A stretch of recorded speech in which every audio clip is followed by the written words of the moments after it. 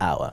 We go beyond the headlines to grade Nigeria's most critical institutions. We're holding 3 key players to account on this show. We'll be probing how Nigeria, for instance, is rapidly increasing its federal allocations and how it's been shared among states. I'll be speaking with the Federal Commissioner, Revenue, Mobilization Allocation and Fiscal Commission, Ekene Enefe. We'll also talk to Nigeria's sole accident investigator across all transport modes. Did you know, for instance, that between October last year and January this year, 300 people have died from fuel tank explosions? And we've had more than 160 incidents in 19 years. Captain Alex Bade Jr. is Director General, Nigerian Safety Investigation Bureau. He joins me to discuss the worrisome development. And then I'll be sitting with Chairman, CEO, Nigerians and Diaspora Commission, Abike Dabiri to examine how the agency has fared in 2 years of Tinubu presidency. Her agency just received some traffic victims from Ghana and Mali. Fasten your seatbelt, everyone, as we go beyond the headlines. Thanks for joining us.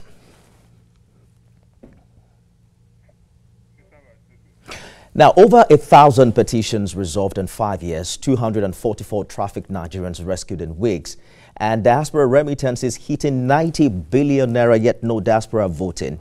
Tonight, we hold the midterm scorecard of Nigeria's diaspora affairs under one of the most visible public servants in this administration. NIDCOM just recently facilitated the return of Adiola, daughter of actress Jumoke from Mali. Chairman, CEO, Nigerians and Diaspora Commission, Abike Dabiri is my first guest tonight. Thank you for joining us on the program.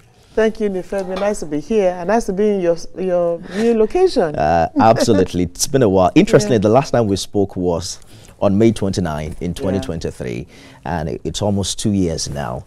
I wondered, are you bothered about being called chairman? No. You don't mind? No. You are not one of those who will say, call me chairwoman? No, because that's the title, chairman. That's the title. It has nothing to do with the gender. Absolutely. So let's begin with what we've seen in recent weeks. You have just received 13 trafficked Nigerians from Ghana and Mali. I think 231. 231, yeah. In fact, today, let's even talk about today.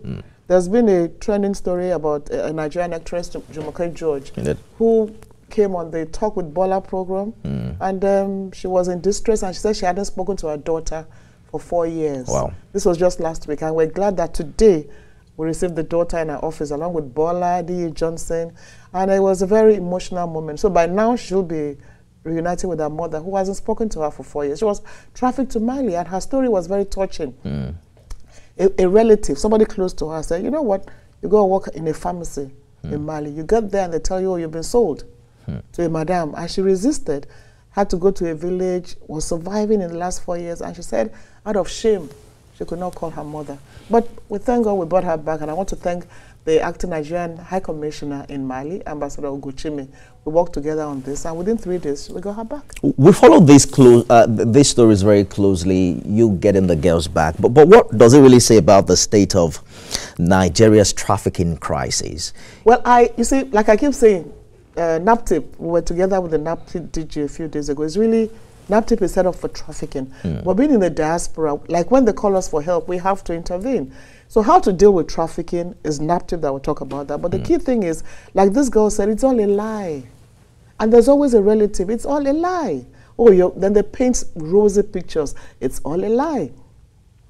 Nigeria you're running away from is better than where you're running to. So really, more massive awareness. But you're in government and you speak closely with NAPTIP. Are you worried about this development? Oh yes, but there should be. Should it be priority for the Tinubu administration? Yes, declare a war against human trafficking. But we need a whole of governance and whole of society approach to the issue of trafficking. It's not something that one agency or just a few can do.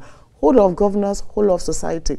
This girl now should go out there and tell the world that this is my experience. So more massive awareness, but really it's a very dangerous trend. And it's worse on the West African continent because of the free movement of persons. So ECOWAS really has to take it very, very seriously. You've heard people say that the country is hard, that's why they have to leave. Yeah, but if this girl knew what she was going to, look, with the 100